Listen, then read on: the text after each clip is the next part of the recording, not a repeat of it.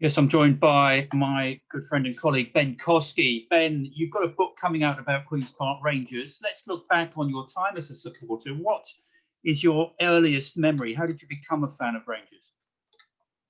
Thanks, Tony. Well, my first match at Loftus Road was not a memorable one at all. It was a 0-0 draw against Watford. I was 6 or 7, not entirely sure which. And to be truthful, I didn't really get into it for a few years after that. Would sort of go to the odd game here and there.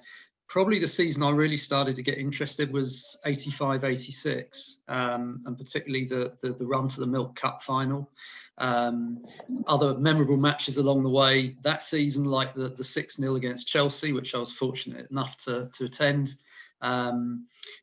And that made people like Gary Bannister an immediate hero in my eyes. And really, it just spiraled from there. I think, like many people, as you get older, you go to more games, you start going to away games, and really that's just how it spiraled. And I think, fortunately for me, that was a time when the team was pretty competitive in the top division of English football.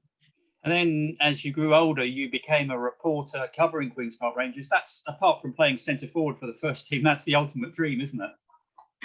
Well, spot on there. I mean, I think you realise that at a certain age, you're going to be nowhere near good enough to dream about playing for the team. So you're right, that is the next best thing. And yeah, it was something I always wanted to do. I mean, started out doing some work with yourself, broadcasting wise, with Club Call and some of the successes to that, and then ended up in regional newspapers.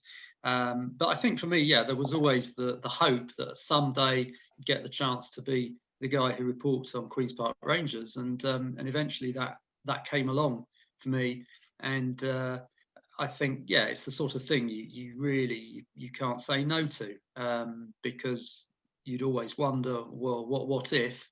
So I got the opportunity around about 2004-05 to do that full time, effectively. And again, I think that was quite a good time to get involved. The team had just come back into the Championship. There was quite a feel-good factor at the time, and as we know, there were some real characters around the club at that time too. So you've written the book through the summer. Tell us about that procedure, how you got the idea, and when it's available now.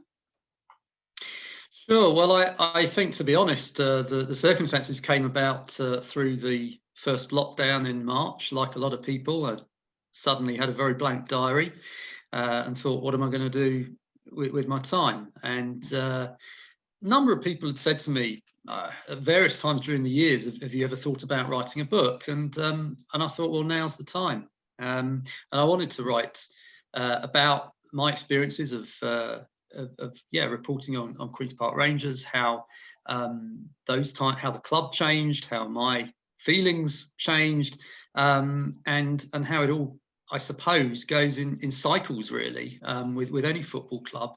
So I sat down, I think during that first lockdown, I wrote a certain number of words every day, looked through my old newspaper cuttings, made a few phone calls to people who could remind me of stuff that I might have forgotten. And yeah, thanks to the people at JMD Media who took it on and are publishing it, and the book will be out available later this month. £14.99, absolute bargain, just in time for Christmas. And if you're a QPR fan, I think you'll be interested to read it. Perfect timing. And just finally, I think you got Kevin Gallant to write the foreword, which is quite a coup for you. Yeah, absolutely. I mean, I wanted to have a QPR name to contribute the forward, and Kevin was right, top of the list, really, because not only was he a great striker for the team in 2 spells, but of course, as most people know, he's a QPR fan. His family are QPR fans. His brothers have both worked at the club in roles of youth development very successfully. So. Very pleased to get Kevin on board, and I mean, there's an awful lot he, I think, would have liked to say in the forward that perhaps he can't. But it really sort of sums up what I think trying to get at about why those of us who've grown up supporting the team feel about it the way we do. So thanks to Kevin, and I hope he'll enjoy reading it as well. Ben, thanks very much.